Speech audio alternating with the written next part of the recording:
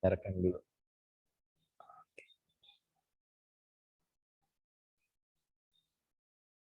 Oke, yuk. Karena bahasan malam ini adalah energi, niat, dan utilisasi, sebelum kita mulai Zoom meeting, dikarenakan kondisi saya belum 100%, ada baiknya Anda sekarang shielding diri Anda. Shielding itu berarti melindungi diri Anda supaya tidak bertukar energi yang tidak baik dari saya atau energi yang tidak mengharmonikan tidak masuk ke dalam diri Anda. Jadi harus shielding dulu ya. Yuk kita duduk tegap tapi rileks, santai. Santai. Oke, tarik nafas panjang, lepas. Duhai Allah yang maha baik, maha pengasih lagi maha penyayang. Terima kasih atas segala kebaikanmu, keberlimpahanmu, kedamaianmu, cintamu. Duhai Allah, saat ini saya mengizinkan diri ini untuk terlindungi dari segala energi yang tidak memberdayakan. Dari siapapun sahabat yang tidak memberdayakan. Kami melindungi diri ini dan keluarga kami. Serta mengizinkan untuk mengharmonikan siapapun sahabat yang sedang tidak harmoni. Terima kasih Duhai Allah atas izinmu. Terima kasih Duhai Allah atas kebaikanmu. Ala kulli niyya wa kulli niyati sholihah biniyati du'a wal qabul. Al-Fatihah. A'udzubillahi minasyaitonir rajim. Bismillahirrahmanirrahim. Alhamdulillahirabbil alamin. Arrahmanirrahim. Maliki yaumiddin. Iyyaka na'budu wa iyyaka nasta'in. Ihdinas siratal mustaqim.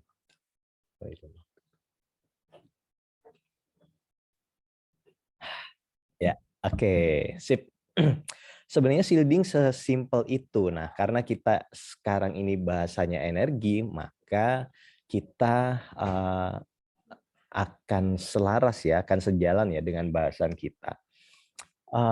Kenapa sih kemarin saya sakit tuh sampai tepar banget, setepar-teparnya. Rabu pagi tuh saya dikontak sama Ustadz Wahyudi bahwa ada saudara kita, sahabat kita sakit dan sakitnya sampai mengigau. Wah, saya prihatin toh, prihatin sekali. Apalagi Kang Bunyamin ini udah kenal lama sama saya nih. Wah, prihatin nih. Atas keprihatinan itu, saya mencoba untuk channeling sama beliau sampai sejauh mana sakitnya gitu kan. Nah, karena sifatnya adalah channeling, berarti membangun energi, membangun keterhubungan. Lalu di situ memang ada terdownload, mungkin ya, kan kita bicara ada probabilitas kemungkinan ya. Kemungkinan terdownload, kita mendownload apa yang dirasakan Kang Bunyamin gitu kan. Saya juga lupa untuk shielding karena kegeeran udah lama apa ya namanya manusia. Udah lama sombong gitu kan. Biasanya juga nggak apa-apa gitu kan. Oke, lalu memang di teknik energi yang tinggi itu ada teknik namanya Tanglen. Nah, ini lama saya nggak gunakan. Tanglen itu channeling kepada dia, lalu menyedot semua energi buruknya masuk ke dalam diri kita. Tapi kesadarannya harus kesadaran ketuhanan. Nah, ini pun belum tentu saya berani ajarkan di kopdar, karena memang harus kesadarannya harus sudah nggak bergemuruh lagi sama benar salah gitu loh. Karena Tanglan ini mengambil energi beliau untuk dileburkan ke energi ketuhanan gitu. Saya tidak melakukan itu, saya hanya berniat untuk mengharmonikan Kang Bunyamin gitu. Di kondisi itu setelah selesai tiba-tiba saya pengen minum vitamin nih. Saya menghakimi diri dulu nih. Wah, kayaknya kok kena nih saya gitu. Minum vitamin, nggak tahu vitaminnya entah itu kebanyakan entah bagaimana, langsung sorenya tepar. Waduh, sore tuh mulai siang tuh udah dan ada kerja keluar kantor. eh, ke customer, terus makan siang, terus sorenya ngajak jalan anak-anak sama istri, malamnya udah nggak bisa ngapa-ngapain. Semalam nggak bisa ngapa-ngapain sampai Kamis nggak bisa ngapa-ngapain. Dan alhamdulillah Jumat udah mulai berani sehat lah. Jadi Kamis itu saya bed rest 24 jam di tempat tidur, alhamdulillah. Rasanya luar biasa, luar biasa. Saya bilang ya Allah, asik nih bercandaannya Allah nih. Ya, tapi itu pengalaman pengalaman kesombongan ya. Ya, nggak pakai orgonet kan, saya orgonet ini lama nggak akan saya pakai kalau saya nggak lagi butuh gitu loh, nggak lagi butuh untuk menyelaraskan diri, nggak akan saya pakai, atau nguatin energi nggak saya pakai, karena saya nggak mau ketergantungan sama orgonet. Jadi di Surabaya juga nggak ada orgonet, udah tepar ya, alhamdulillah gitu. Tapi sekarang udah ya 70% lah, lumayan lah, alhamdulillah. Udah bisa ngomong ya. Makanya panjenengan sebelum mulai harus shielding dulu nih sekarang, karena bisa jadi kan ya saya nggak akan berniat untuk mentransfer energi buruk ke panjenengan, tidak, tetapi empati panjenengan ini loh yang bahaya. Paham nggak? Empati panjenengan ini yang bahaya, karena ada empati, ada keterhubungan energi masuk. Kalau nggak di shielding masuk, terus panjenengan jadi KO juga kan, nggak asik juga gitu. Paham ya? Itu tujuannya shielding ya. Oke, kita membahas energi. Energi flow where attention goes. Energi mengalir kemana kemana itu kita arahkan ya. Nah, di dalam zona energi, kita bicara energi, energi ini selalu sesuatu yang selalu ada. Jika tadi ada yang bertanya, kapan energi itu ada? Saat diciptakan Tuhan. Ya. Kapan dia ada? Saat diciptakan Tuhan. Dia tak terbatas. Energi itu tak terbatas, tak bisa dihancurkan, hanya berubah bentuk. Kenapa ada kesimpulan seperti itu? Karena penelitiannya begitu. Jadi ternyata apapun benda yang dihancurkan, energinya masih tetap ada. Nah, dia hanya berpindah bentuk gitu loh. Dia hanya berpindah dari energi ke energi lain. Materinya sudah tidak ada, tapi energinya masih ada. Nah, itu yang membuat akhirnya dirumuskan bahwa energi itu kekal, selalu ada, dan dia hanya berpindah bentuk. Begitu ya. Nah, apa hubungannya antara kekalnya energi dan kekalnya Tuhan? Ya nggak ada. Nggak ada. Kenapa begitu? Ya karena Tuhan nggak bisa dilawan, bos. Akhirat aja tidak kekal ya. Loh, kenapa akhirat tidak kekal? Ya khalidina fiha madamatis samawati wal ardh. Kita kekal di dalamnya selama masih ada langit dan bumi. Nah, langit dan bumi di mana? Ya di sini. Di mana? Ya di sini. Ya sekarang juga di sini. Nah, kalau langit buminya hancur berarti kan nggak ada akhirat lagi ya. Nah, itu pun jebakan berarti ya. Surga neraka itu jebakan. Jebakan bagi panjenengan para pencari surga. Makanya kalau Anda nggak hidup di surga sekarang, ya Anda terjebak. Di kehidupan ini kita harus hidup di surga. Gimana cara hidup di surga? Ya, accepting yang banyak, terima yang banyak, nggak banyak komplain, nggak banyak ngeluh, nggak banyak benci, nggak banyak dengki. Kondisinya dikasih sakit, siap Tuhan. Nah, kemarin ada berantem saya sama istri, maksudnya berantem tuh selisih pendapat. Dia ngelihat saya udah di fase yang wah, kamu nih harus ke rumah sakit gitu kan. Ini enggak bisa nih, harus benar-benar ya udah deh, minum obat deh. Wah, saya kan ada apa ya? Ada ego besar juga kan. Aku kan udah lama nggak minum obat, Bos.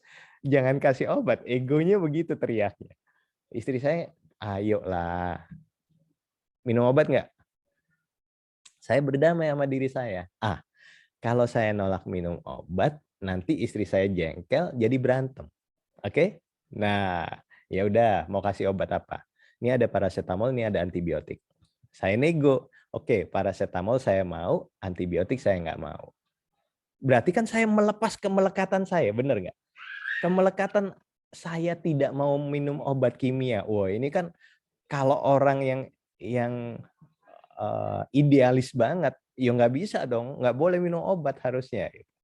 Tapi karena negonya istri dan saya merasa, oh ya udah, kita harus melepas kemelekatan kok. Ujung dari segalanya kan kemelekatan ini dilepas. Apapun itu, ya udah akhirnya saya berdamai dengan diri saya sendiri dan minum paracetamol 1 biji.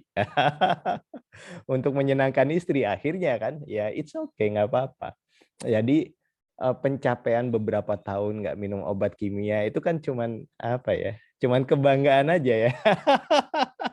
Ego juga ujungnya kan gitu loh. Ego juga ujungnya. Dasar manusia gitu. Alhamdulillah banyak pelajaran ya. Nah, mengenai energi, energi ini kita bicaranya energi ini adalah menarik ya. Dia itu kita bicara energi, kita nggak bicara energi Tuhan dulu ya. Karena segala sesuatu ini adalah manifestasi dari Tuhan. Berarti kalau kita bicara energi ini, di mana energi Tuhan? Ya, semuanya adalah energi Tuhan, gitu ya. Makanya kita nggak bahas dulu. Nanti kalau udah masuk di bab ketuhanan, baru kita bahas energi Tuhan. Oke? Setuju dulu ya itu ya. Kita setuju dulu. Nah, yang kita bahas adalah energi alam semesta dan energi manusia. Energi alam semesta ini yang paling besar yang bisa kita rasakan adalah matahari. Energi yang paling besar yang bisa kita rasakan, yang bisa kita nikmati dan dinikmati oleh semua makhluk di bumi pertiwi ini adalah matahari. Berarti harusnya kita berkawan dengan matahari, ya, berkawan karena dia yang bertugas untuk menyeimbangkan diri kita. Dia selalu memberi ion positif. Cara untuk menyeimbangkannya kita pakai grounding, menyeimbangkan ke bumi pertiwi supaya energi kita stabil. Tetapi kalau kita nggak pernah kena matahari, nah ini juga masalah. Pertama, energi terbesar adalah energi semesta. Kedua, semua yang ada di alam semesta ini berarti adalah energi semesta. Jadi kalau Anda mau healing orang, Anda mau ngobatin orang, atau Anda mau menyembuhkan orang, sebaiknya Anda channeling pada energi semesta. Jadi izinkan aja tubuh energi membesar, lalu ajak semesta untuk sama-sama memberkati orang itu. Jangan kayak saya kemarin, sok-sokan kan. Waduh, ada yang butuh bantuan nih, sahabat butuh bantuan nih. Aduh, saya empati banget sama Kang Bunyamin ini. Aduh, ini harus nih, harus diambil nih. Channeling tanpa melibatkan apapun, dengan kesombongan diri ambil penyakitnya. Dengan harapan pokoknya harus sembuh, harus sembuh, harus sembuh. Padahal kita manusia kan. Keputusan sembuh itu di tangan siapa? Di tangan Tuhan, bukan di tangan saya. Tapi karena kesombongan biasanya kalau mau healing orang tuh segampang itu, set gitu. Set gitu. Kan biasanya kan begitu aja. Siapa yang sakit? Oke, diem dulu, ambil, selesai. Diem dulu, ambil, selesai. Nah, karena kesombongan yang ada, waduh, udah ngelihat apa ya? Ngelihat dari ceritanya Ustadz Wahyudi tuh, wah, Kang Bunyamin butuh pertolongan banget nih. Udah deh, sikat deh. Aduh, ternyata alhamdulillah. Ya itu. Makanya pun meski kita belajar energi, kita jangan sombong juga ya. Nah, nanti kita bahas energi semesta, kita masuk dulu ke energi tubuh. Gimana sih sebenarnya energi tubuh itu? Energi tubuh itu basically gini. Kalau secara tata caranya ya, tubuh kita ini tubuh fisik. Berapa senti ya? Antara 10 senti sampai 15 senti. Di luar tubuh kita itu ada tubuh energi. Jadi energi yang menyelimuti diri kita itu dinamakan aura. Tetapi energi yang ada di dalam tubuh kita itu dinamakan cakra. Nah, energi yang keluar berbentuk aura itu produk dari cakra. Paham ya? Energi yang keluar dari tubuh kita itu produk dari gardu energi yang di dalam tubuh, cakra. Ada 7 cakra. Cakra mahkota, cakra dahi, cakra tenggorokan, cakra jantung, solar plexus, lalu cakra pusar, lalu cakra dasar. Diwakili oleh Mejiku Hibiniu. Me itu merah, itu cakra dasar. Naik terus, Mejiku merah, jingga, kuning, ungu, hijau, biru, ungu. Iya, benar nggak? Hibini, nila, ungu. Nah, kalau Anda sakit di bagian tertentu di dalam tubuh, pakailah terapi warna untuk menyetabilkan atau menyeimbangkan energimu. Sakit di bagian kepala misalkan, banyak-banyak pakai topi warna putih, gitu ya. Sakit di bagian tenggorokan, tenggorokan apa? Mejiku hibi niu, ya biru berarti kan? Berarti sini pakai syal biru. Oh, ejakulasi dini atau pramenopause pakai apa? Ya pakai sempak berwarna merah, celana dalam berwarna merah. Banyak-banyak aja begitu. Atau kalau tidurnya gimana? Ya mana bagian cakra yang tekor yang ingin Anda benahi, ya pakailah kaos kaki berwarna senada. Nah, itu namanya terapi warna. Jadi sesimpel itu sih sebenarnya. Nah, bagaimana caranya menyadari energi dalam tubuh kita? Gampang, menyadari energi itu hanya butuh berlatih. Menyadari energi itu hanya butuh berlatih. Nah, berlatihnya sesimpel apa?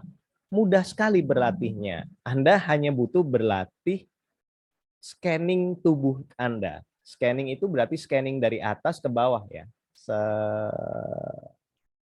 Lalu scanning ke atas lagi, dari bawah ke atas scanning. Nah, untuk pemula, untuk basic, Anda pusat energi itu ada di tangan. Untuk pemula kita bicara ya. Lalu karena kita tahu pusat energi itu ada pusat penyaluran energi. Kita bicara pusat penyaluran energi ada di tangan. Lalu bagaimana caranya untuk berlatih menyadari energi? Ya gampang. Caranya berarti adalah begini. Ayo kita praktek yuk. Kita praktek ya. Untuk basic, untuk dasar kita susah sekali ya. Dasar ini susah sekali. Jadi yang harus dilakukan adalah kita gesek-gesek dulu tangannya. Oke, nah gesek dulu. Oke, lalu mulai telungkupkan, tarik, ulur, tarik, ulur. Nah, oke, nah di saat dia terasa membal atau dia terasa ada energi yang bergetar, ada seperti bola, berarti kan ini kita udah mulai kerasa nih. Nah, lalu kita tinggal alirkan. Nah, tinggal dialirkan. Oke. Dia akan menuruti sesuai dengan apa yang kita alirkan, ya. Nah, sesimpel itu. Jadi merasakan energi itu awal latihannya begitu, awal latihannya. Kenapa begitu? Karena energi flow where attention goes, sifat energi. Lalu bagaimana dia bisa mengikuti perintah kita? Iya, karena energi itu hanya butuh diberi atensi saja, dia sudah membangun jalin keterhubungan. Maka sebenarnya mengobati orang di zona energi itu gampang. Di zona energi gampang, ya. Kita bicara itu dulu. Jadi berarti kalau Anda mulai bisa merasakan, nah Anda mulai berlatih mengistirahatkan pikiran. Berarti apa rumusnya? Bahagia dulu. Sebelum Anda bermain energi, Anda harus bahagia dulu. Nggak bisa bermain energi, orang nggak bahagia itu nggak bisa. Kalau orang nggak bahagia, kafir kan dia. Kafir itu kakean pikiran maksudnya, ya. Banyak pikirannya terlalu rumit, jadi kakean pikiran, kafir namanya. Kebanyakan pikiran lah, gampang bicaranya. Nah, itu dia tidak akan bisa bermain energi. Nah, berarti sebenarnya rumus energi adalah pertama Anda butuh password, butuh signal, butuh wadah. Nah, ini rumus energi. Rumus bermain energi di dalam diri kita. Harus ada passwordnya, harus ada signalnya, harus ada wadahnya. Oke? Sama kan? Kita kelihatan nggak energi wifi di sekitar sini? Kan nggak kelihatan. Nah, tetapi tidak terlihat bukan berarti tidak ada. Nah, sebenarnya kita dengan energi ini hanya butuh menyadari keterhubungan kembali. Oke? Oh ya, aku dan energi terhubung. Satu dan terhubung. Itu saja dulu. Pertama. Lalu passwordnya adalah sadar bahwa energi meliputi diri kita dan ada di sini saat ini kini. Itu password energi. Oke. Jadi saat sebelum Anda bermain energi, loh Mas aku tadi praktek nggak bisa tuh. Berarti Anda balik di pelajaran basic dari energi adalah password, signal, wadah. Yang pertama yang harus Anda lakukan adalah menyadari keterhubungan kembali. Oh ya, energi. Everything is energy. Everything is connected. Lalu sadarlah bahwa energi meliputi kita. Oke? Dan ada di sekitar kita juga di sini saat ini kini. Nah, memperkuat signalnya gimana? Berarti memperkuat signalnya adalah dengan atensi. Pikiran yang jeda. Oke? Ikhlas dan pasrah. Yang bisa kita lakukan apa? Hasil jangan atur. Paham ya? Hasil jangan atur. Lalu wadahnya adalah diri yang sadar, sadar diri dan sadar Tuhan, serta pikiran yang rileks. Oke?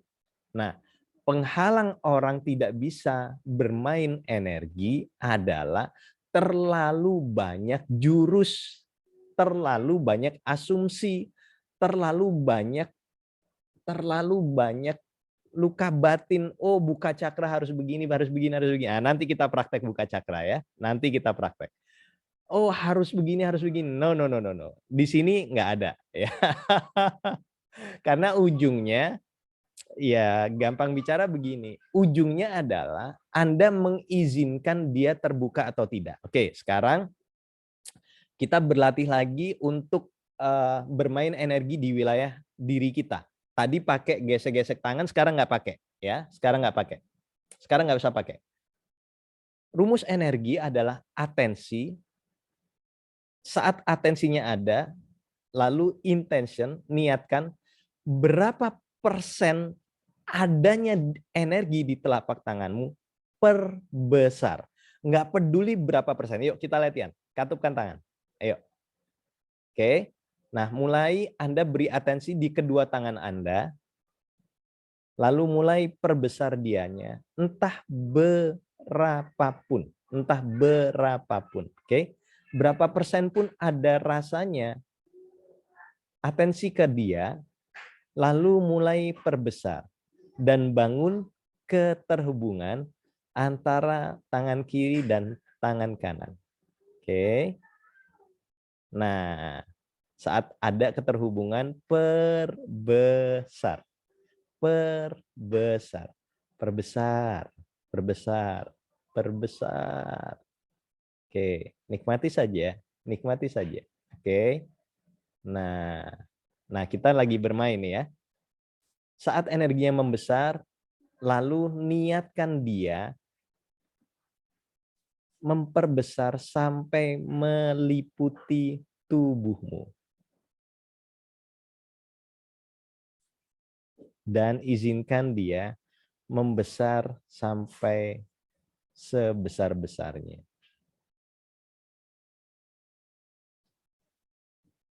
Oke, stop. Ini kita rumusnya begitu di awal. Ada yang Nggak dapat sama sekali? Ingat ya, kita hanya butuh 3 cara, butuh 3, yaitu password, perbesar signalnya, dan wadah. Wadah itu berarti diri kita.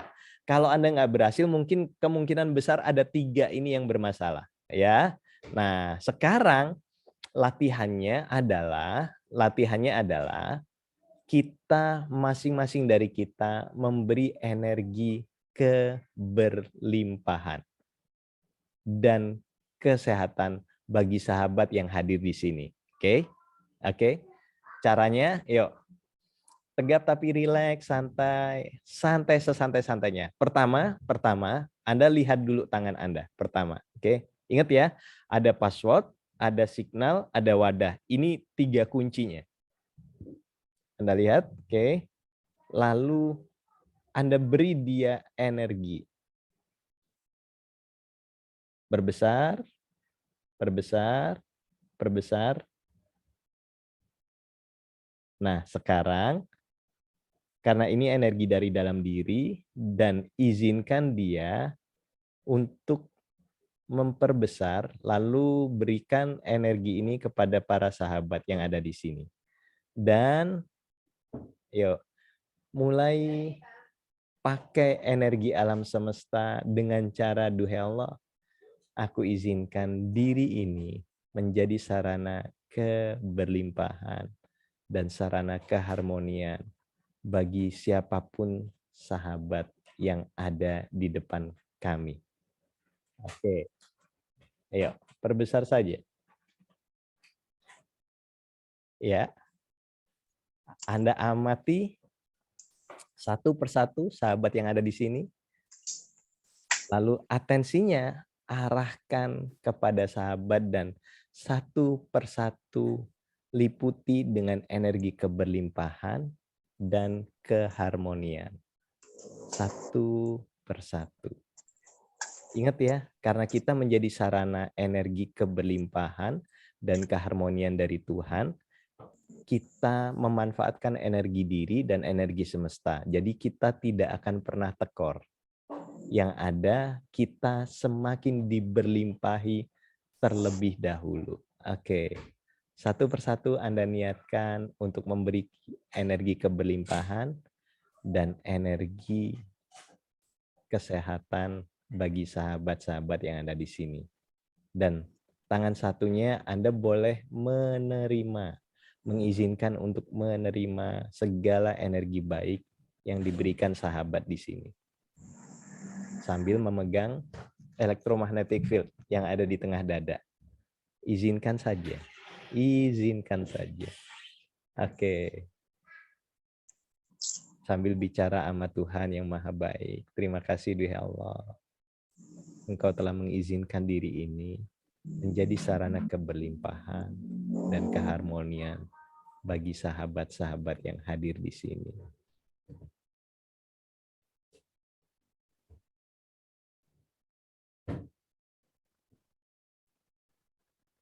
Oke, stop. Alhamdulillah. Oke. Itu cara simple ya, bermain energi. Oke?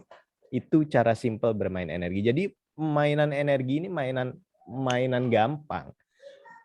Tapi balik lagi ya, tergantung Anda belajarnya kemana dulu. Kalau belajarnya ke sinar putih, Anda harus jenjang sabuk putih, sabuk hijau, sabuk dan lain sebagainya. Anda belajar ke Reiki 1A, 1B, 2A, 2B, 3A, 3B, sampai D. Tergantung duitnya juga. Nah, di sini kita langsung saja mengambil esensinya. Poin utamanya ketiga itu tadi, oke? Yaitu adalah sadari, ya.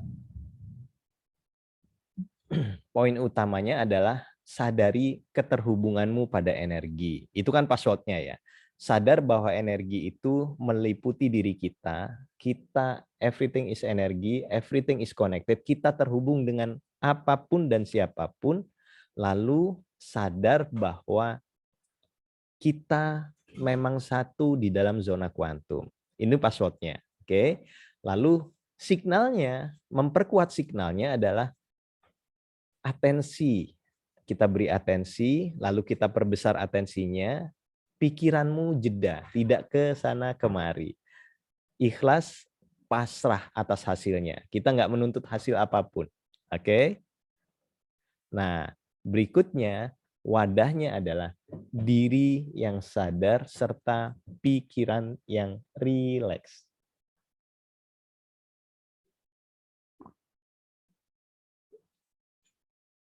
Itu ya. Oke, yuk diskusi dulu sebentar. Sebelum ada yang nggak jelas. Silahkan. Mas Izam, boleh silahkan.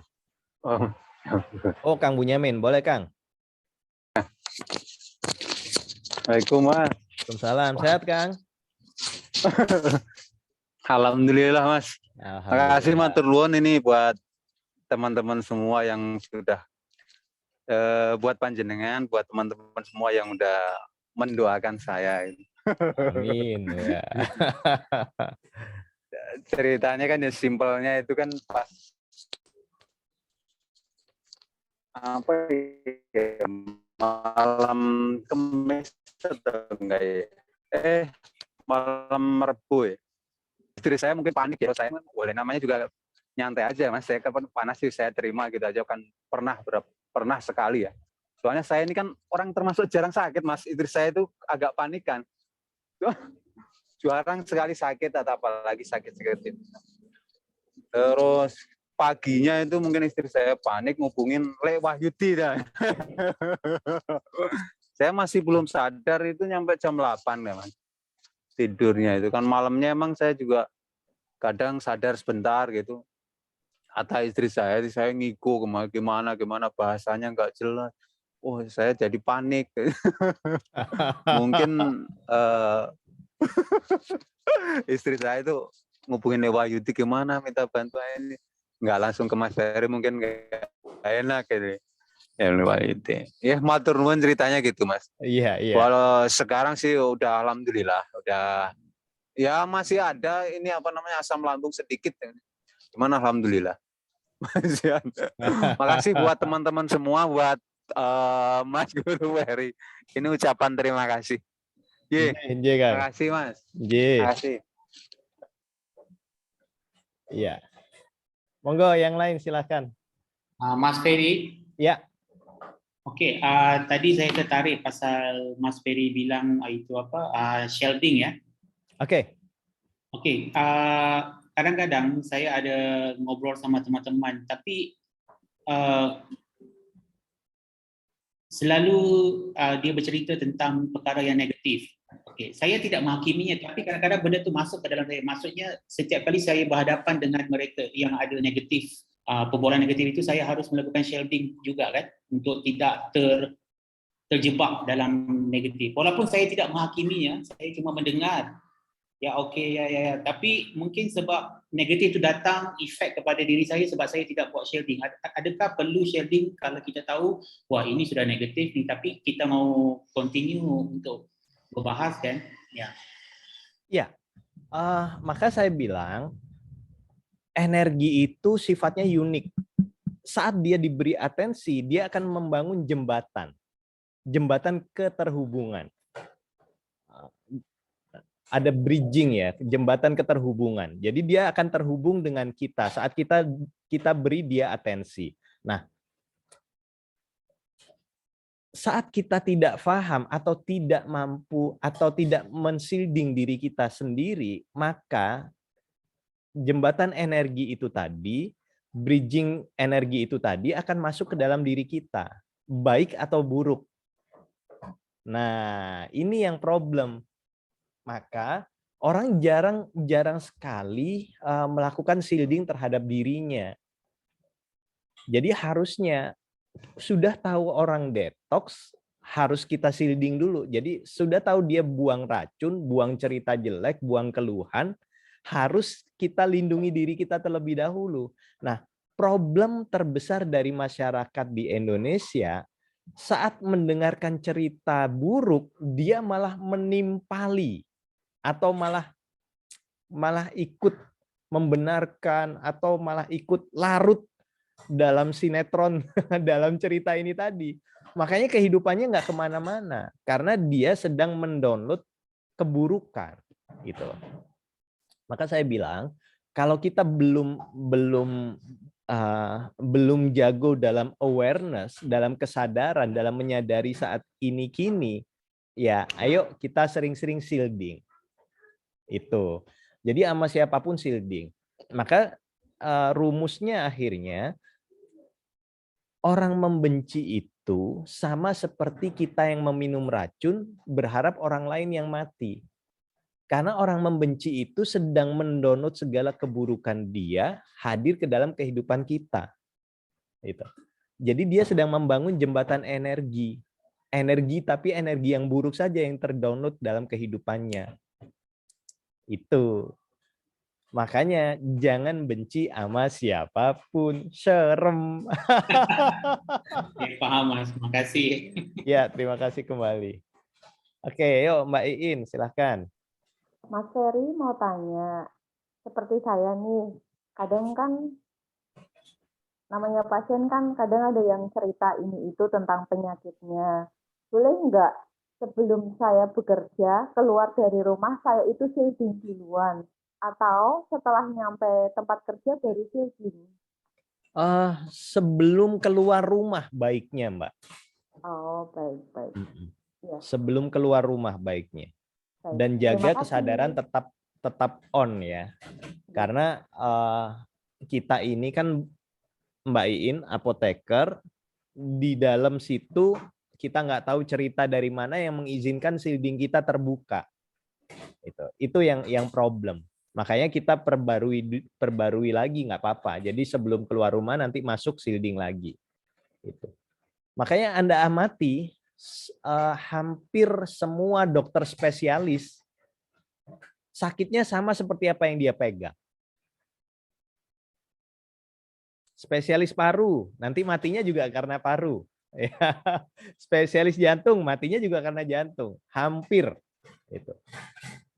Gitu ya. Baik Mas Ferry, terima kasih. Ya, terima kasih kembali.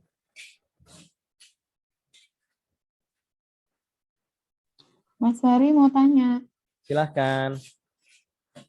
Mas Ferry, ibu saya itu, ini soal ibu saya, kadang ada tetangga atau saudara yang datang ke rumah, dia curhat atau apapun gitu, tapi terus sering saya perhatiin berapa hari sesudahnya itu ibu pasti masuk angin atau apa, apakah itu ada pengaruhnya, Mas? Nah, begini sahabat, ini ya, orang yang begini ya, energi itu tidak akan bisa mempengaruhimu sampai Anda mengizinkan dia mempengaruhimu. Paham ya? Shielding itu bentuk Anda tidak mengizinkan dipengaruhi energi oleh orang lain. Nah, kemarin kan sudah saya share di ini ya, sudah saya share di materi bahwa, bentar saya buka dulu ya, supaya Anda paham nih.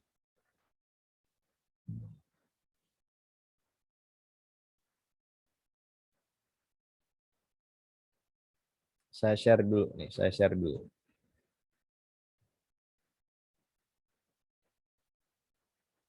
Nah, kelihatan di sini ya, bahwa jika jumlah orangnya, jika Anda berada di level energi 300, 90.000 orang yang level energinya di bawah 200 baru bisa mempengaruhimu. Paham?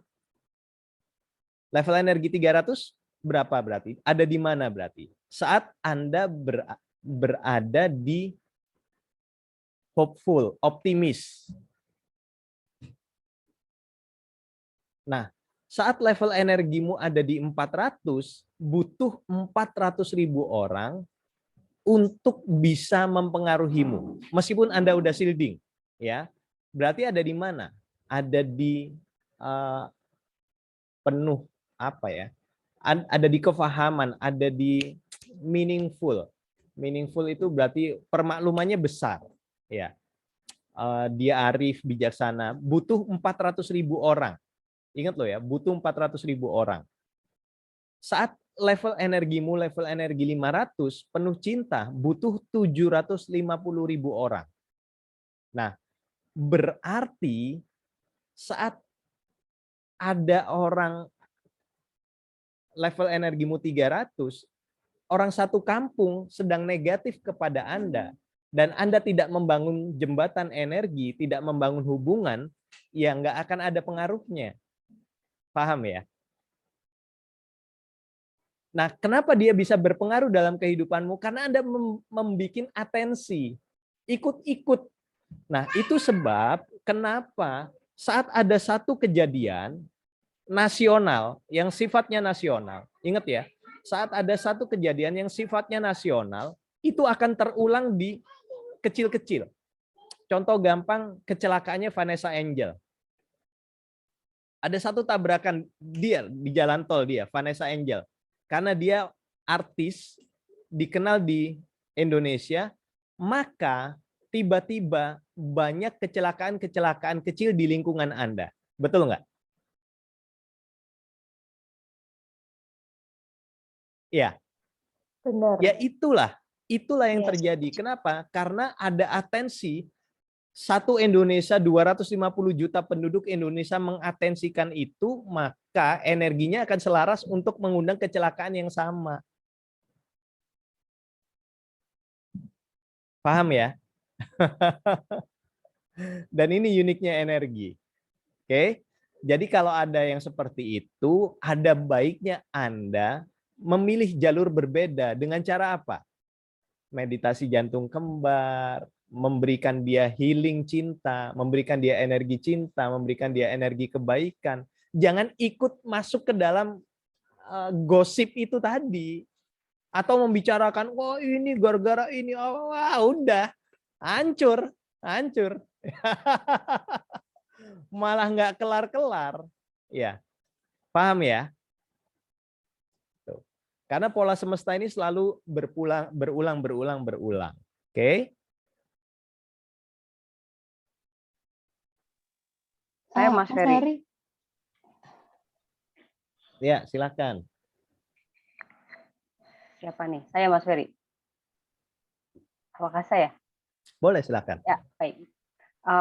Ini menarik sekali yang tadi Mas Ferry sampaikan terkait dengan persoalan energi dan bagaimana energi itu, energi kolektif itu akan mempengaruhi banyak orang. Contoh dengan tadi bagaimana kasus Vanessa Angel itu lalu berdampak terhadap munculnya beberapa kecelakaan kecil.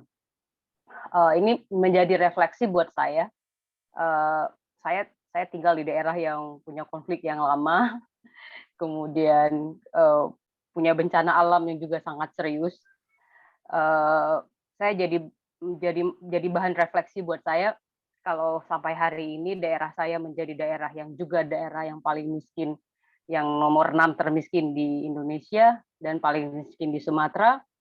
Sepertinya energi ini negatif sekali gitu, karena ada 30 tahun lebih konflik yang mengakibatkan banyak penderitaan, banyak kehilangan, banyak trauma.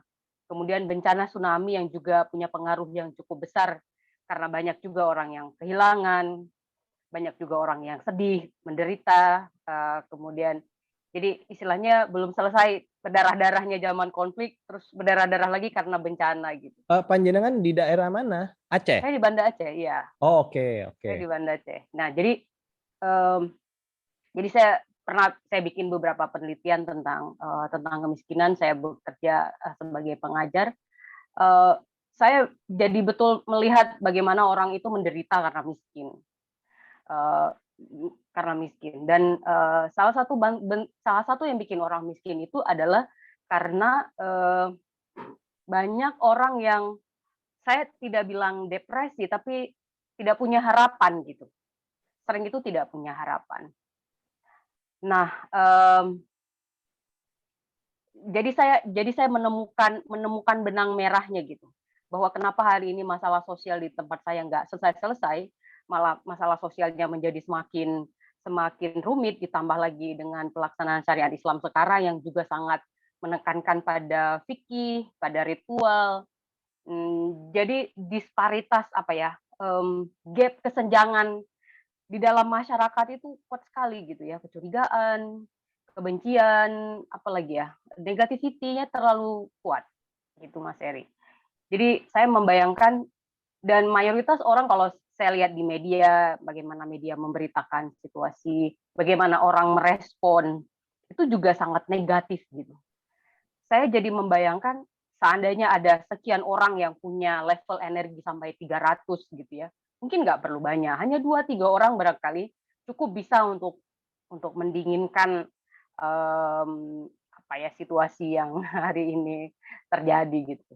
Tapi pemberitaan di media itu nggak seperti yang terjadi di Aceh juga. Bukan berarti bahwa saya bilang bahwa terlalu menakutkan di sini, enggak gitu. Tapi pada level energi yang tadi seperti Mas Ferry sampaikan, bahwa di sini baik-baik aja walaupun ada syariat Islam, ya ada perempuan yang nggak pakai jilbab, ada orang ya ada juga gitu, dan itu nggak apa-apa gitu.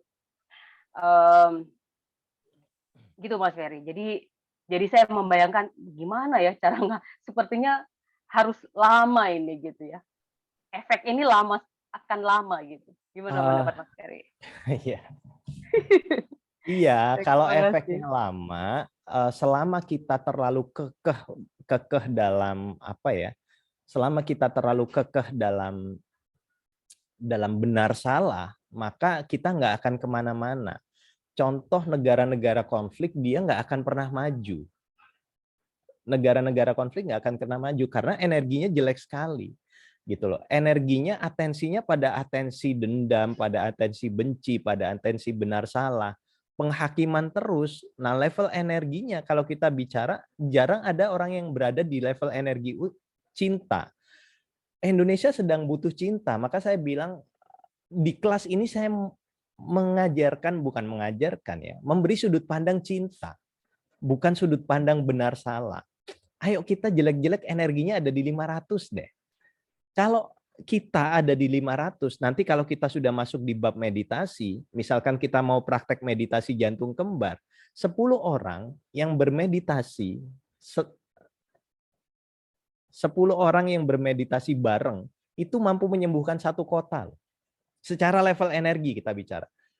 Apalagi kalau kita berikan intens. Nah, persoalan utama dari kehidupan kita, jarang sekali kita berritual dengan energi.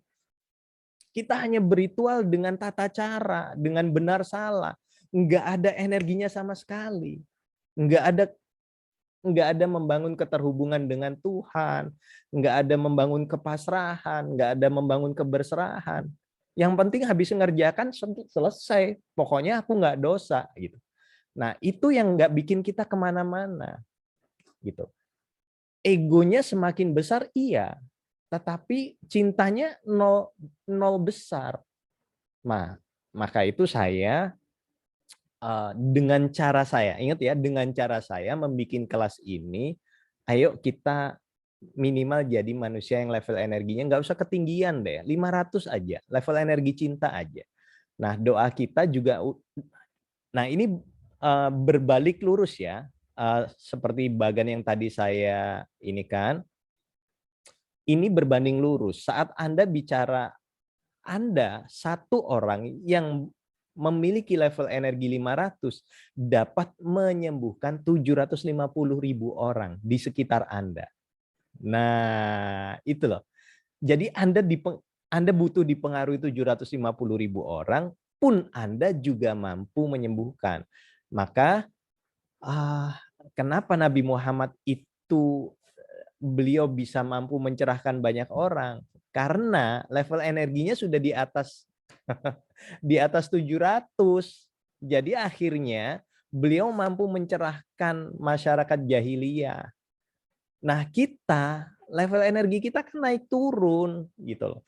Kadang penghakiman masih ada, maka latihannya besok dilatih untuk kita nggak pakai lagi otak reptil. Apa otak reptil? Isinya kan cuma 4 kan otak reptil kan. Fight, flight, fuck, sama fear.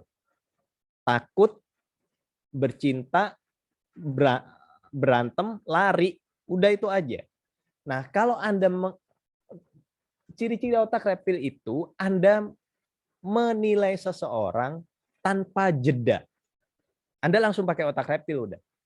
Jadi apapun tindakannya Anda langsung hakimi. Apapun tindakannya hakimi. Nah, ini menunjukkan Anda memakai otak reptil. Dan Anda sedang tidak kemana-mana. Kecuali menjadi binatang. Makanya di dalam Al-Quran kita bisa lebih buruk dari binatang. Karena apa? Penghakimannya. Bagaimana cara menjadi manusia seutuhnya? Jeda. Apa yang jeda? 6 detik terlebih dahulu sebelum menghakimi. 1, 2, 3, 4, 5, 6. Baru mengambil penghakiman. Otaknya yang dipakai udah otak manusia. Oke? Anda akan jauh lebih bijaksana dalam penilaian. Selama Anda langsung selama Anda langsung menilai, menghakimi, Anda sedang pakai otak reptil. Ya, paham ya? Makanya dibutuhkan jeda. Gitu. Ya, ya kalau dibilang lama sih Banda Aceh, iya. Lucunya kalau Anda bicara itu, saya banyak customer dari Aceh dan banyak yang minta markup loh. Kan aneh juga ya. Itu ya, tapi itu manusiawi sekali. Maksudnya apapun strata religiusmu, kalau kamu masih di ranah religius, kamu masih nggak kemana-mana kok. Yang paling penting adalah jiwamu, gitu. Itu sih. Nanti kita bahasanya masih panjang kok ya. Sabar, jangan marah dulu. Oke. Saya ngerasa tersentuh, Mas Ferry. Terima kasih. Ya, terima kasih kembali. Oke, yang lain dipersilahkan. Assalamualaikum. Waalaikumsalam. Alhamdulillah, bisa lihat Mas Ferry lebih segar sekarang. Ada 2 yang mau saya tanyakan. Yang pertama itu beberapa hari sebelumnya saya tiba-tiba ingat sama satu sahabat yang udah lama sekali gak ketemu. Udah gitu beberapa hari kemudian ada teks dari beliau gitu. Apa itu ada hubungannya dengan energi? Terus yang kedua, Bentar, saya jawab satu-satu ya. Oke. Saat Anda, nah itu ada hubungannya dengan energi, iya. Jawaban saya iya.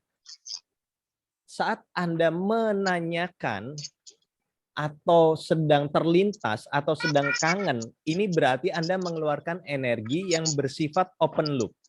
Nah, seluruh energi harusnya close loop. Ya.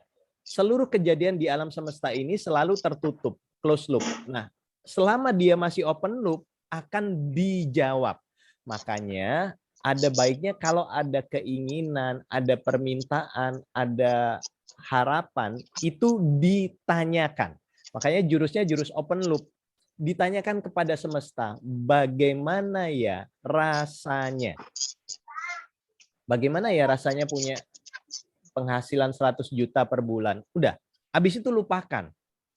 Lupakan. Nah, yang paling susah dalam bermain energi adalah waktu melupakan. Karena biasanya orang melekat di situ. Permainan energi kan permainan 4 rumus kehidupan. Intention, attention, connecting, forget. Kalau Anda bermain Loa, Loa ini di wilayah 3. Intention, attention, connecting. Ask, believe, receive. Ini pinter, Rhonda Byrne ini pinter. Padahal dia ngambil dari buku 100 tahun sebelumnya. Apa ya, lupa saya. Nama bukunya lupa saya. Padahal di buku tersebut dijelaskan ask, believe, receive, forget. Nah, berarti kita dalam bermain energi, dalam bermain jurus open loop adalah hanya bertanya bagaimana ya rasanya, habis itu lupakan. Jangan ditanyain lagi. Biar semesta yang dengan kecerdasannya, dengan melihat kepantasanmu, dengan melihat kebutuhanmu, dia akan segera memenuhi rasa tersebut. Misalkan Mbak Koriatu sekarang, bagaimana ya punya suami yang benar-benar perhatian sama aku. Udah, tapi jangan ditanyain lagi. Jangan. Nanti kalau ditanyain terus nggak open loop dia. Itu. Ingat loh, semesta itu cerdas. Oke? Ya. Pertanyaan yang kedua. Ya. Itu misalkan di satu kondisi tiba-tiba ada yang nyerang kita, misal. Terus saya manfaatin kondisi tersebut. Nyerang dalam hal apa nih? Karena hasutan dari yang lain gitu, misal. Terus itu benar-benar menghantam jiwa kita banget. Cuman kita mengkonversi, memanfaatkan yang menghantam jiwa kita itu ke satu hal yang lebih positif. Itu bisa nggak? Semisal gini, ya Allah, terima kasih atas apa yang telah Engkau anugerahkan hari ini. Mohon limpahi rahmat dan cinta kasih-Mu kepada yang Engkau pilihkan untuk jadi jalan terbukanya hatiku, jalan terbukanya jiwaku. Dan juga terima kasih dengan ini sekaligus Engkau tentu memberikan banyak sekali kebaikan-kebaikan sehingga aku bisa merasakan ini dan menjadi modal untuk bisa mencintai yang lain. Bisa nggak semacam itu? Bisa, tapi butuh manusia yang khusus. Maksudnya yang jiwanya udah bener-bener, ya jiwanya cinta banget. Kalau saya masih belum bisa. Kalau saya disakitin orang paling begini saya. Ya Allah, bercanda dia nyakitin kita. Nggak tahu kita temenan nama Allah nih. Ya udah deh, terserah lo deh.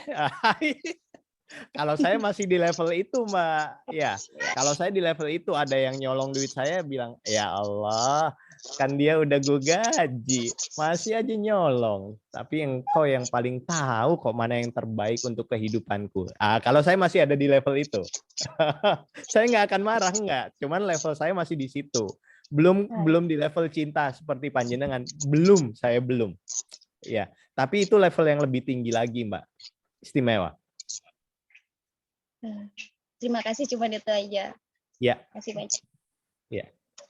Makanya saya bilang saya akan tampil apa adanya. Saya nggak akan ya tetap pakai topeng ya, tapi nggak terlalu banyak topeng. Tenang aja. Kalau saya memang levelnya masih ada di situ ya saya ngomong. Ya level saya masih level ya kampreto lah, masih belum ada yang nyakitin saya. Ya Allah, berikan cinta untuk dia. Belum saya, belum. Ya masih ada sakit hati, cuman ngobrol aja malah. Dia nggak tahu dia. Kalau dia dibalas sama ente kan lebih belangsak ya Allah. Ya tapi engkau lah yang maha baik lah. Engkau yang maha tahu bagaimana caranya kehidupan dia yang terbaik. Itu kalau saya. Sebenarnya saya pun juga sama, Mas. Jadi saya pun juga ngerasa sakit hati, cuman ya mengkonversi kondisi seperti itu, memanfaatkan ke arah makanya yang positif. konversinya itu yang istimewa, Mbak. Tetapi basically pelajaran terpenting dari kehidupan ini adalah tiada satupun yang bisa menyakiti kita. Ingat ya, tiada satupun yang bisa menyakiti kita tanpa izin kita. Ingat, tiada satupun, apapun dan siapapun tiada yang bisa menyakiti kita. Siapa yang nyakitin kita? Enggak ada. Kecuali diizinkan oleh kita. Ya, saya bilang ke Kang Bunyamin, oh jancuk ngono wae loro, goblok garakne aku loro. Dia ketawa coba. Karena dia tidak mengizinkan tersakiti oleh kata-kata saya. Padahal kasar loh kalau didengar orang. Bagi orang tetangga sebelah, iki asu tenan guru iki kurang ajar. Guru kok ngajari kurang ajar gitu. Tetapi coba, Kang Bunyamin tidak mengizinkan dia tersakiti oleh kata-kata saya, maka dia membalasnya dengan ketawa. Goblok tenan gue ya. Gitu ya. Makanya sebenarnya segala kesakitan dalam hidup ini karena kita izinkan. Paham ya? Iya, terima kasih. Ya, terima kasih kembali. Yuk, yang lain silakan. Saya Mas. Assalamualaikum Mas. Waalaikumsalam, Mas Yuda. Mas, aku tadi tertarik sama yang 4 permanent energy tadi, intention, attention, connection, sama forget.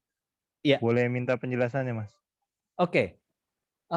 Dalam rumus energi, dalam rumus bermain di zona kuantum, rumus ini mutlak ya. Penelitiannya ini amat sangat lama, berpuluh-puluh tahun meneliti, dan ini paten.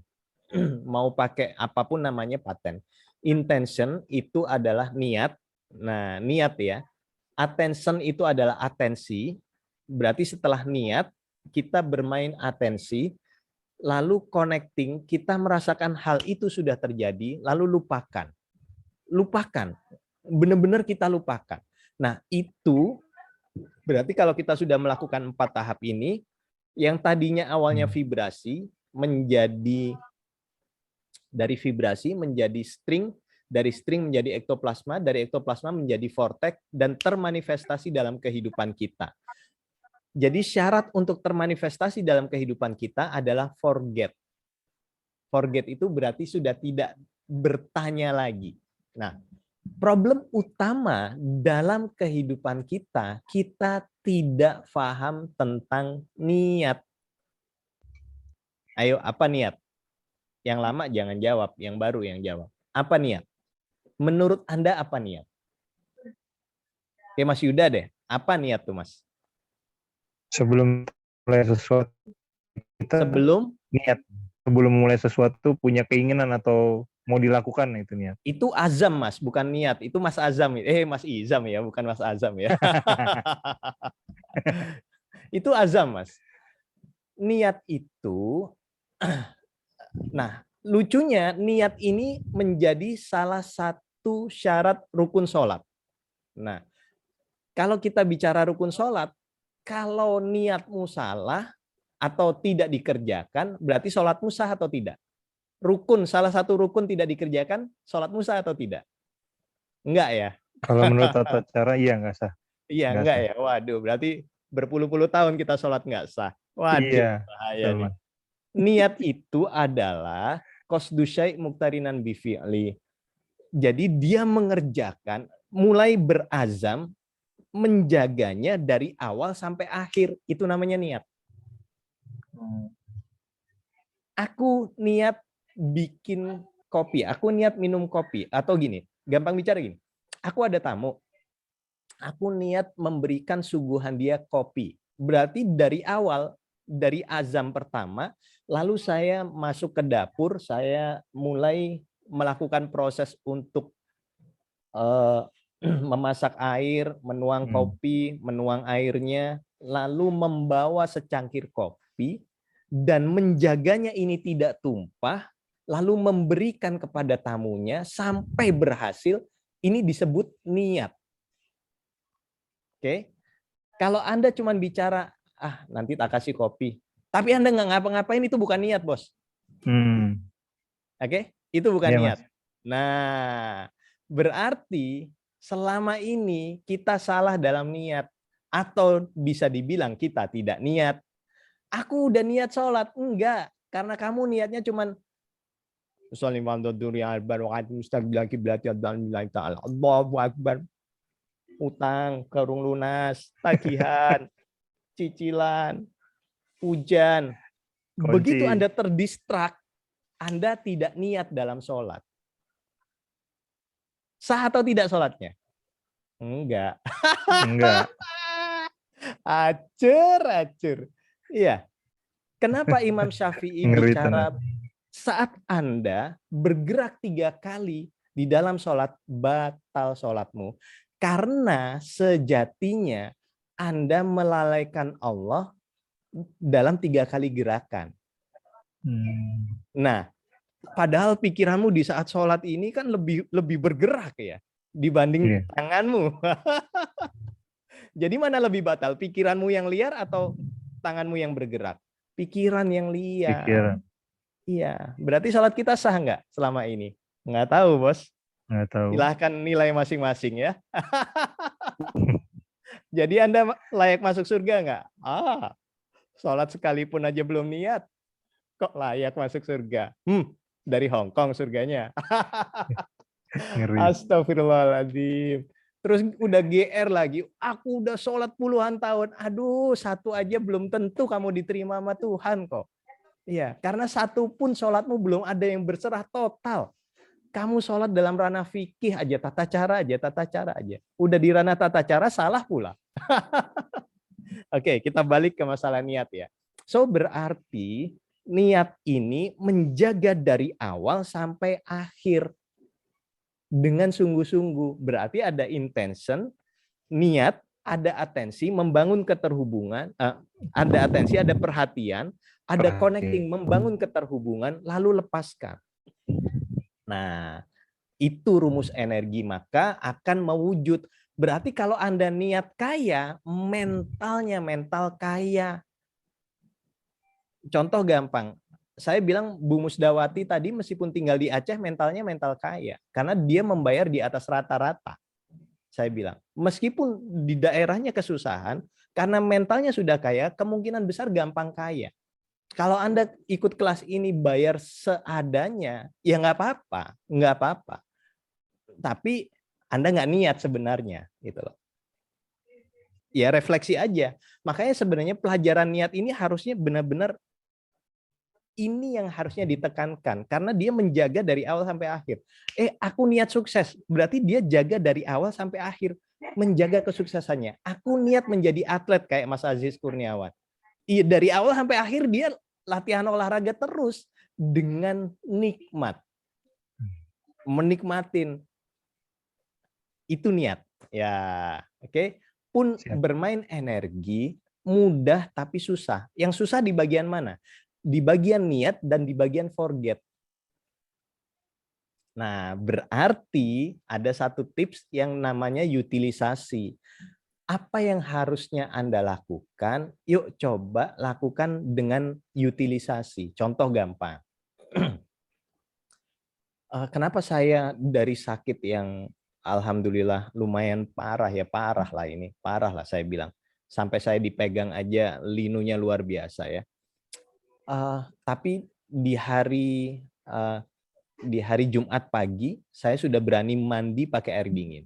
Sebelum mandi, karena saya paham bahwa everything is energy, everything is connected, dan everything energy flow where attention goes, maka saya sapa dulu airnya. Duhai air, terima kasih sudah hadir di sini. Dan terima kasih telah menjadi sarana pengharmonian diri ini. Oke? Nah, lalu saat mau mandi, saat mau menyiram, saya niatkan, duhai Allah, aku izinkan untuk mengharmonikan diri ini yang sedang tidak harmoni dengan perantara air ini. Nah, saat saya mengguyur air, saya mengizinkan harmoni. Tanpa penghakiman, setelahnya lepas. Enggak saya pikirkan lagi. Beres. Keluar seger. Nah, problem dari kita tidak mampu untuk mengutilisasi atau kita bahkan enggak pernah utilisasi segala sesuatu. Yang ada penghakiman, yang ada keluhan, yang ada Nah, sekarang ayo kita mulai praktek di zona kuantum plus utilisasi. Buka pintu pagi hari, duhai Allah, aku izinkan segala keberlimpahanmu hadir. Selesai kan? Lupakan. Jangan melekat. Buka pintu, buka pagar. Ngapain? Lakukan utilisasi. Energimu arahkan ke sana, lepaskan. Energimu arahkan ke sana, lepaskan. Pinter nggak? Ya itu harusnya yang dilakukan, bos. Paham ya? Oh, suamiku cerewet. It's okay. Labelnya lepas dulu. Anda cuci piring sambil berniat membersihkan hati suamimu. Istrimu. Piringnya cucinya selesai, Anda udah lupa. Forget nggak? Iya. Udah ada intention, attention, connecting, forget. Jadi Anda nggak tapi labelnya dulu ya, lepas ya. Labelnya dulu yang dilepas. Label suami brengsek, istri mak lampir, lepas dulu itu. Kalau nggak dilepas nggak bisa. Oke? Makanya sekarang mulailah cerdas dalam bermain intention, attention, connecting, forget. Makanya Rasulullah SAW mengajarkan ma la yabda'u bi basmalah fahuwa aqta. Apa-apa yang kamu lakukan tanpa adanya kesadaran pada Allah terputus. Gila nggak? Clue-nya udah dikasih dulu sama Nabi Muhammad nih. Clue-nya. Cuman umat Islamnya nggak paham. Dikiranya mantra bismillahirrahmanirrahim. Bismillahirrahmanirrahim. Bismillahirrahmanirrahim. Goblok gak lapo-lapo, Cok. Mengong kok terus. Ya kon gak lapo. Nggak kemana-mana, bos. Kalau cuman sebagai mantra nggak kemana-mana, apa bedanya, Mbak? Iya, tae, ya asu, ya tae, ya asu. Allahu Akbar. Ya. Jadi lakukan segala sesuatu dengan niat, ya, intention, attention, connecting, forget. Gitu ya, Mas? Siap. Matur nuwun Mas Ferry. Oke. Barakallah. Barakallah. Yuk, yang lain.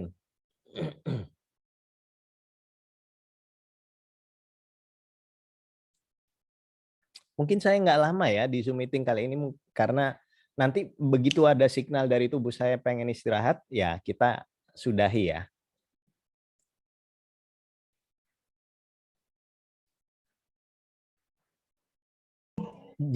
Jadi Anda amat sangat-sangat paham.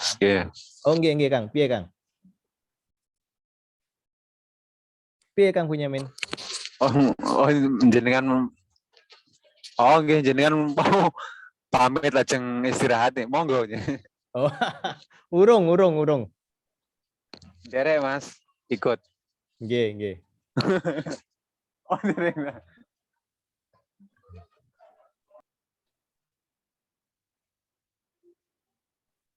Lagi deh Mas kalau belum ada yang nanya. Oke, silahkan. Kayak tadi kan Mas Ferry bilang kalau kita tidak mengizinkan, maka energi itu tidak akan mempengaruhi kita sampai ke level mungkin penyakit mungkin juga bisa Mas. Kayak ketularan gitu, misalnya flu atau yang kemarin baru lewat corona gitu, itu juga efek ke situ nggak Mas? Iya, betul, sangat betul. Maka ada penelitian COVID itu saya lupa ya. Di kelas-kelas sebelumnya sudah saya share artikelnya bahwa COVID itu energinya berapa gitu loh. Saya lupa ada satuan energinya apa gitu ya, lupa saya. Ada 1000 berapa gitu. Nah, orang damai, orang tenang itu energinya misalkan satuan energinya 200 ya. COVID itu satuan energinya 120. Nah, orang cemas takut satuan energinya 70. Maka yang gampang kena COVID, orang yang satuan energinya di bawah itu. Nah, maka untuk memperstabil itu orgonet saya laku keras saat pandemi itu. Karena dia ternyata orgonet ini level energinya sampai 180. Memang di bawah orang damai, tapi sudah di atasnya orang COVID gitu loh. Jadi makanya alhamdulillah kita kena arisan COVID itu di awal-awal. Di bulan, saya lupa, di bulan Juni kalau nggak salah. Itu saat kita ngerasa udah, dan waktu itu kan saya yang ngelawan teman-teman yang sibuk sibuk meramaikan COVID gitu ya. Maksudnya saya ngelawan itu, saya lawan dengan logika, saya lawan dengan ketenangan, berita-berita baik gitu kan. Tapi nggak bisa juga akhirnya atensi itu yang membuat kami sekeluarga kena. Tapi alhamdulillah nggak ada yang lama, dan sadar paham kena, masing-masing punya orgonet, ya saya kasih satu-satu, saya pakaiin orgonet. Tujuannya untuk menstabilkan aja sih, itu aja. Dan alhamdulillah nggak sampai yang dahsyat gitu ya. Tepar ya mirip-mirip seperti tepar saya kemarin lah. Gitu. Iya, jadi nah kenapa orang nanti ya di next Zoom meeting kita masih masuk di tema ini, tapi di terapi kita harus keluarkan energi-energi yang tidak memberdayakan dari diri kita, ya. Kenapa orang banyak kena stroke, kena banyak penyakit karena 70% 70 sampai 80% itu akarnya karena emosi yang tersumbat. Dan kita tidak pintar sekali dalam mengeluarkan emosi. Makanya kita mudah sekali terkena penyakit. Kita nggak bicara COVID, seluruh penyakit bahkan. Itu. Gitu sih Mas Ida. Iya, matur nuwun Mas Ferry. Iya. Barakallah. Barakallah. Nah, maka yang kita pahami harusnya kita mulai sekarang belajar untuk tidak membenci orang. Pertama, belajar untuk memaafkan siapapun. Tapi yang paling utama yang harus kita belajar adalah memaafkan diri kita sendiri. Itu. Cintai diri kita apa adanya. Saya nggak dalam fase bisa terapi ya, karena alhamdulillah ini bisa bicara udah lumayan ya. Nanti di next Zoom meeting insya Allah kita akan terapi dan kita pakai terapi memeluk diri dan lain sebagainya. Kita adakan gitu ya. Nah, poin utama adalah saat Anda mampu melepas kebencian, kedengkian, iri, itu jembatan untuk Anda merdeka dalam hidup ya. Merdeka dari penyakit fisik juga penyakit batin. Nah, yang kedua, kenapa Anda diajarkan di dalam Islam ini sholawat kepada Nabi Muhammad? Ayo, kenapa? Karena kita tahu bahwa Nabi Muhammad itu manusia suci, manusia bijaksana. Bukan karena alasan pahala, bukan karena alasan mobil, bukan karena alasan rumah. Ini aturan dari mana? Nggak tahu saya. Tetapi kita sedang mendownload cintanya, kebijaksanaannya, kearifannya, kedamaiannya, kebahagiaannya. Itu loh alasanmu bersolawat. Bukan karena duit. Asu. Saya tuh gemes banget. Kalau kamu pingin rumah, banyakin sholawatin. Aduh, ini orang kok diajarin begini sih ya. Kapan kamu diajarkan mencintai nabimu ini tanpa materi?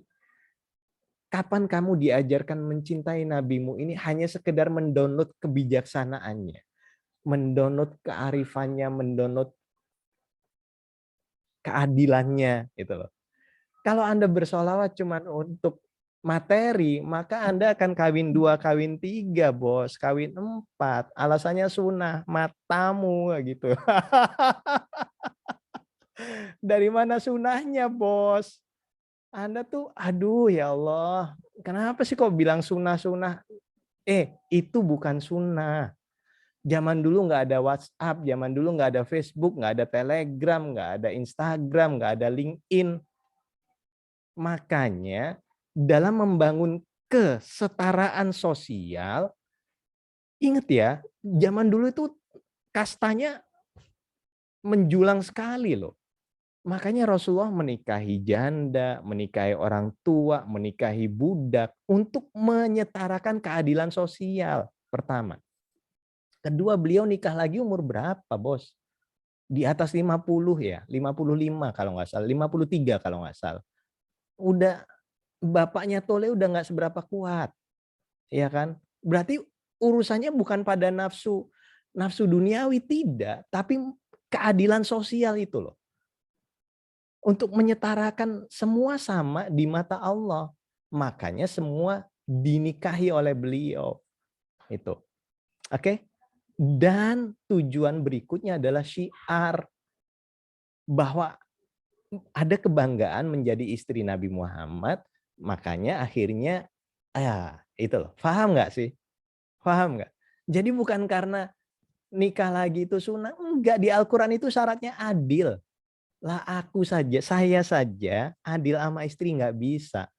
Istri saya satu. Saya adil sama beliau nggak bisa. Sekarang saya ketawa ngajar ke sana kemari, beliau nyapu di depan saya. Adil nggak? Matamu suwe yo gak adil gitu. Lah kok istri 2 minta adil, dari mana rumusnya? Nggak bisa gitu. Ya tapi ya kalau Anda udah nafsu udah di atas kepala begini ya silahkan. Tapi pasti nyesel deh. Pasti nyesel deh. Sudahlah, pasti menyesal. Jadi jangan bawa nama sunnah saya Nggak setuju. Anda melecehkan Nabi Muhammad. Ya, kalau nikah itu dibilang sunnah itu Anda melecehkan Nabi Muhammad. Ya, kalau di depan saya pasti tak pisu ujian. Cuan. Iya toh. Allahu Akbar. Oke, yuk yang lain.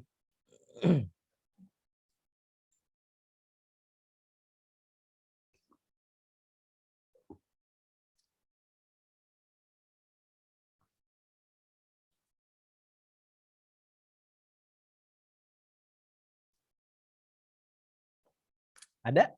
Nggak ada?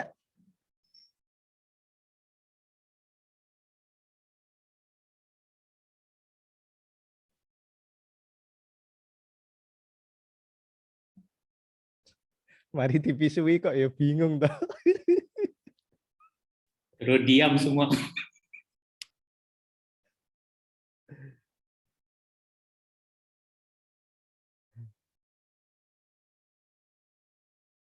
Lia Bahari.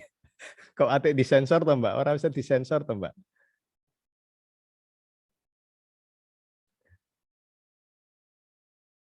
Iya, maksudnya beragama dengan akal sehat lah, jangan nggak pakai akal. Karena syarat beragama itu kan Anda harus berakal, ya. Makanya Islam yang ada sekarang ini kayaknya kok melecehkan Nabi Muhammad banget sih, gitu.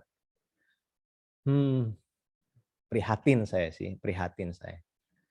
Jenggot dianggap sunnah, perutnya gendut. Sunnah mana, bos? Sunnah itu Anda menjaga makan. Nabi Muhammad seumur hidup nggak pernah perutnya gendut. Lah perutmu gendut kayak gentong, tapi jenggotmu panjang. Katanya sunnah. Waduh, itu topeng, bos. Allahu Akbar, itu kan prihatin ya. Maksudnya ya gampang, ya memang tidak semua orang berperut gendut brengsek, enggak sih. Enggak semua. Pun saya pernah diskusi sama Ustadz Anton sih. Dulu ada di fase saya menghakimi orang. Semua yang perut gendut brengsek gitu kan. Maksudnya yang berjenggot dan perut gendut gitu. Tapi sekarang saya nggak berani menghakimi. Sudah ada di fase nggak berani menghakimi. Bisa jadi dia lagi iseng sama kita kan, gitu kan. Dia memang menyengaja untuk jenggotan dan perut gendut, lalu bisa jadi dia diperjalankan Allah untuk mengajarkan kita menjadi guru besar kita. Bisa jadi kan, kita nggak tahu. Makanya akhirnya kita nggak berani. Tapi kebanyakan ya begitu, gemes-gemes aja kalau ada orang yang ngomong, ayo kita sunat Nabi malam Jumat. Aduh, kok predator seks banget sih nabimu itu? Jangan gitu dong. Iya sih, jangan gitu dong. Anda katanya cinta Nabi, tapi kok sibuk ngelecehin Nabi sih? Gitu. Kan lucu, zaman sekarang ini lucu. Ada keindahan di mana Islam? Nggak ada. Kalau umatnya linggisnya sedang ditelan semua gitu kan. Nggak ada. Maaf ya kalau yang tersinggung ya. Ya, tapi balik lagi tersinggung juga derita lo kok ya. Bukan derita gue kok. Oke, yuk kita diskusi yuk.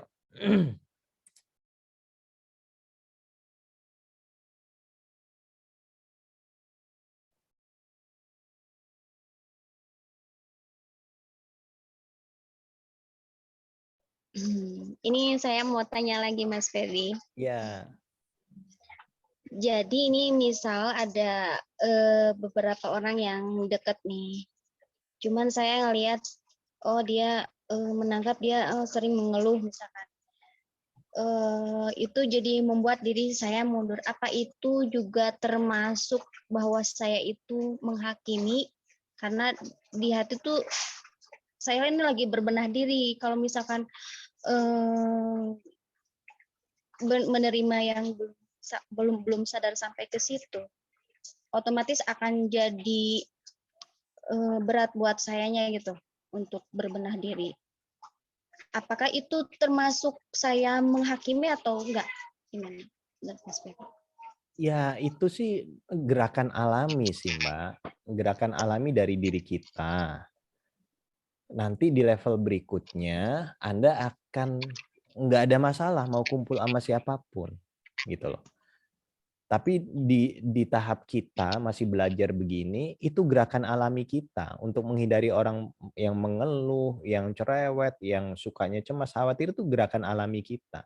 Tapi di kesadaran berikutnya Anda akan biasa saja menghadapi. Makanya Nabi Muhammad tuh levelnya udah jauh di atas kita, gitu loh. Dia mampu menghadapi siapapun. Dan Nabi Muhammad nggak pernah baper kok. Yang baper cuman kita aja yang ngerasa sok cinta Nabi Muhammad tapi nyatanya sibuk melecehkan beliau kan. Itu.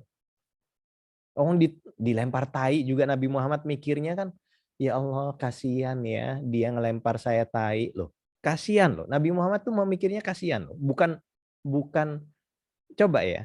Kalau agama ini diajarkan dengan cinta, satu cerita ditanggapinya berbeda. Anda pasti semua kenal kan cerita tentang Nabi Muhammad dilempar tai kan. Selalu ditungguin orang di jalan lalu untuk dilempar tai. Kenal kan? Dan biasanya yang Anda dengarkan cerita seperti apa? Biasanya yang Anda dengarkan kan ceritanya, apa kita nggak marah Nabi Muhammad dilecehkan, dilempari tai? Mengapa kita tidak tersinggung? Mengapa kita tidak marah dengan hal itu? Gitu. Oke? Itu yang terjadi biasanya begitu. Kita disuruh marah-marah. Tetapi kalau Anda mengajarkan dengan penuh cinta, Anda akan melihat dari sudut pandang Nabi Muhammad. Sudut pandang Nabi Muhammad, mengapa beliau dilempar tai tersenyum dan mendoakan kembali? Karena beliau menarik flashback dulu. Wih, kasihan ya orang ini ya. Nungguin onta naik, nungguin onta ngeluarin tai, ya kan? Lalu mewadahi tai itu. Dia udah kena tai dulu nggak? Udah. Lalu nungguin Nabi Muhammad lewat, dia udah berkecimpung dengan tai.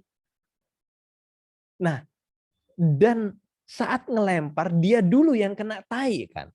Nabi Muhammad belum tentu kena tai. Jadi mulai fase awal sampai fase akhir Nabi Muhammad bisa melihat kelucuan di situ. Nah, kalau Anda ajarkan dengan cara sudut pandang yang berbeda, cerita itu akan menjadikan Nabi Muhammad penuh cinta. Akan berbeda kalau mengajarkannya dengan penuh kebencian, ya beda. Makanya agama ini tergantung siapa yang mengajarkan kok. Kalau orang yang mengajarkannya penuh luka batin, ya ujungnya luka batin. Anda akan diajarkan luka batin. Kamu kalau nggak pakai jilbab begini haram, dosa. Lah, ayatnya di Al-Quran mana, bos? Nggak ada. Gitu kan. Ya udah rumit lah jadinya. Kamu kalau nggak begini, ya ujung-ujungnya nanti belinya yang syar'i ya. Iya, jilbab syar'i itu adanya tahun 2000-an ke atas, bos. Tahun 90-an nggak ada, saya dulu pesantren nggak ada namanya jilbab syar'i. Jadi ya Allah, entah kenapa kok rumit Islam sekarang di Indonesia nih. Ya, gitu ya. Jadi ya gitu deh. Maaf ya yang tersinggung ya, derita lo. Astagfirullahaladzim. Ayo diskusi aja lagi. Oh, Lia Bahari ki Mbak Lia toh. Urung tak jawab ya Mbak.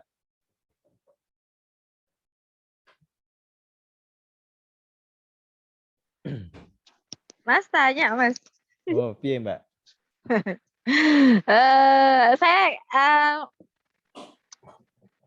beberapa hari ini udah lama sih Mas. Ada orang yang rese itu loh Mas, tangga. Cuma kan nggak aku ini ya, nggak aku respon ya. Cuma lama-lama kok ganggu gitu. Dia itu bakar-bakar sampah di belakang rumah, kan asapnya masuk rumah. Tapi kalau aku marah, dia tuh malah seneng loh. Cuma aku gini gimana ya? Aku mikir ini perang batin, kalau ilmunya Mas Openg kita aplikasikan masuknya lewat mana gitu. Agak bingung juga. Ini kalau sebelum belajar Mas Openg, aku pasti udah samperin ke rumahnya itu, aku labrak gitu kan. Cuma dan ntar kalau sekarang masih kayak gitu, terus belajarnya esensinya di mana? Nggak ada manfaatnya juga kan. Kalau ilmu kan harus diaplikasikan. Tapi jadi perang batin, Mas. Ini aku harus gimana? Tapi kalau didiemin juga ganggu. Tapi kemarin sempet kan, sampahnya aku siram air gitu kan. Dinyalain lagi kan, kurang ajar ya. Dan asapnya itu ngarahnya ke rumah saya. Nah itu Iya. aku harus gimana ya Mas ada orang kayak gitu. Orang-orang yang luka batin itu sebenarnya adalah orang-orang yang butuh perhatian.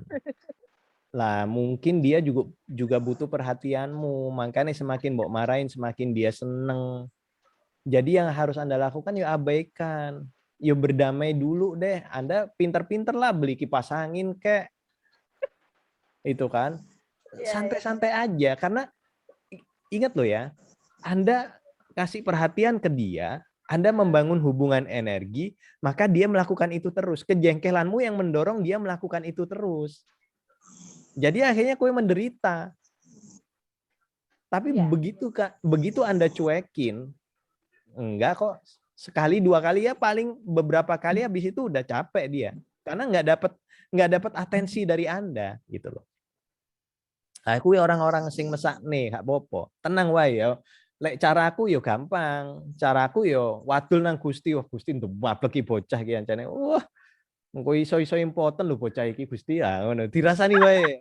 Ora impoten tenan. Ya ngono wae, santai wae. Iya Mas, makasih. Iya, iya toh. Yo sampean wae sing damai.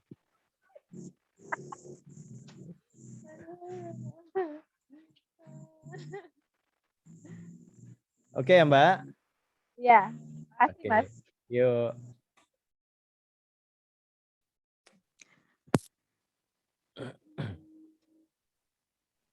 Ayo, yang lain silakan.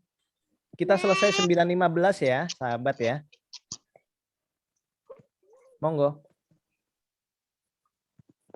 Mas Ferry, kalau misal kita lagi kepikiran orang yang sudah nggak ada, kita Batak, bahasa Jawanya kita Batak itu, terus kita kirim doa gitu, terus malamnya tuh tahu-tahu kita ngimpi itu termasuk cuman bunga tidur atau kayak energi kita terhubung? Begini, kita ini ingat ya, manusia ini unik ya, makanya kenapa disebut ahsanut takwim. Dia terdiri dari makhluk 3 dimensi dan sekaligus makhluk 5 dimensi. Makhluk 5 dimensi itu jiwa kita, makhluk 3 dimensi adalah fisik kita. Makanya kita ini makhluk spiritual yang terjebak dalam badan fisik gitu. Kita ini awalnya makhluk spiritual yang terjebak dalam badan fisik. Nah, sejatinya kita dan orang yang meninggal hanya dibatasi dengan dimensi. Oke? Dimensinya mana? Secara fisik kita nggak tahu. Karena fisik kita tidak mampu menjangkaunya. Tetapi secara jiwa kita always terhubung kok. Makanya ayah kita, mbah kita, buyut kita, atas-atas kita itu kita terhubung. Makanya di dalam Islam ada istilahnya kirim doa. Tujuannya adalah menghubungkan energi kita. Basically kita memang selalu terhubung gitu loh. Dan di mana dia? Di sini saat ini kini. Ingat tuh ya, di sini saat ini kini. Hanya beda dimensi. Bisa jadi di samping kita sekarang, di depan kita, di belakang kita yang nggak tahu. Paham nggak? Nah makanya saya bilang, apa bentuk mengabdi terbaik kita pada orang tua bukan dalam bentuk wilayah mantra. Tetapi menempatkan diri kita bermanfaat bagi sesama dan semesta. Itu bentuk bakti kita pada orang tua. Gitu. Jadi kalau ada orang yang sudah meninggal, secara fisik dia meninggal, secara jiwa dia tidak meninggal. Gitu ya Mbak? Terhubung? Iya. Bisa jadi iya. Terima kasih Mas Ferry. Iya, sama-sama.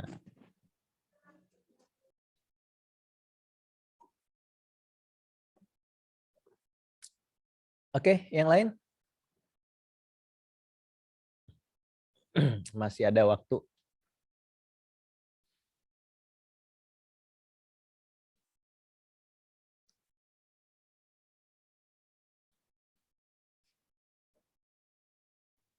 Ada? Atau tidak ada? Tanya Mas. Untuk Oke, menjaga silakan orang Mas Hanafi. untuk menjaga orang yang sakit itu gimana Mas? Apa Baiknya Mas? itu. Menjaga orang sakit baiknya gimana? Cara pemberian energinya. Menjaga Menurut orang Mas. sakit.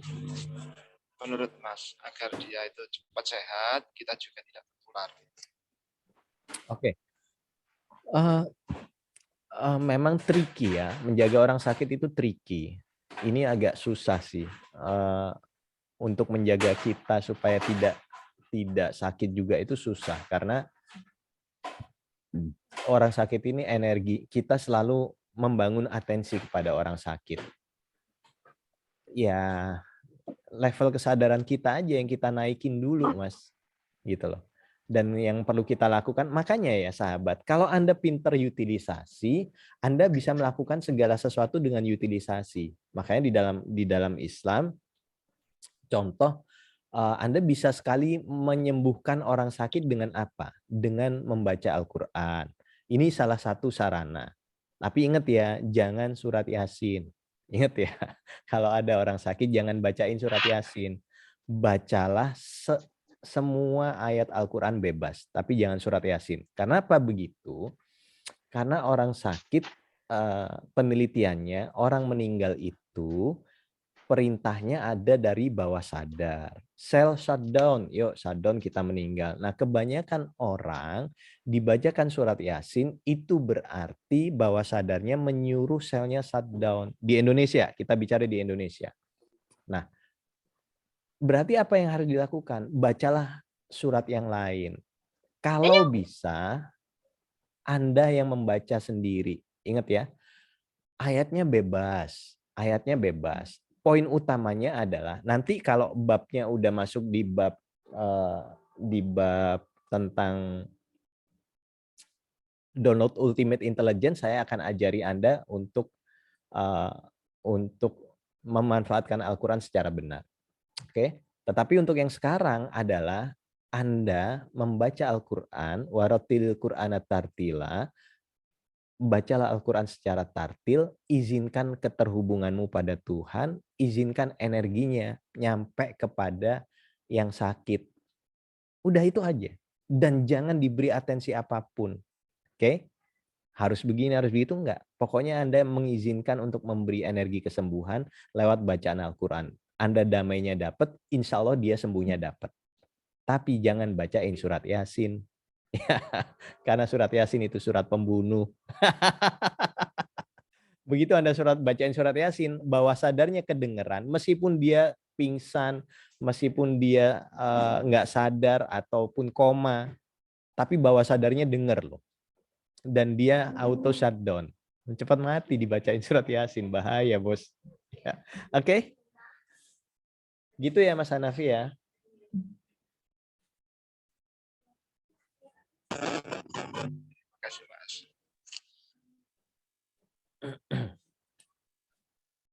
Mas Ferry, Ya. kalau